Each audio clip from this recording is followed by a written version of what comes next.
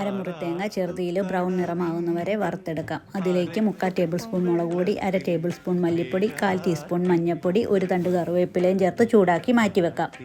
ചെറുതായി അരിഞ്ഞ 1/2 കിലോ ചുവന്നുള്ളി 1 ടേബിൾ സ്പൂൺ എണ്ണ ഒഴിച്ച് നന്നായിട്ട് ബ്രൗൺ നിറമാകുന്നവരെ വഴറ്റിയെടുക്കാം. ഉള്ളി ഈ രീതിയിൽ നന്നായിട്ട് വഴറ്റിയെടുക്കണം.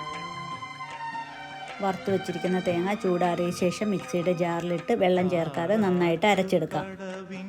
തേങ്ങ അരച്ചത് നെല്ലിക്ക വലിപ്പത്തിലുള്ള സാമ്പാർ പുളി പിഴിഞ്ഞതും മിക്സ് ചെയ്തിട്ട് നമുക്ക് വഴറ്റി വെച്ചിരിക്കുന്ന ഉള്ളിയിലേക്ക് ചേർക്കാം.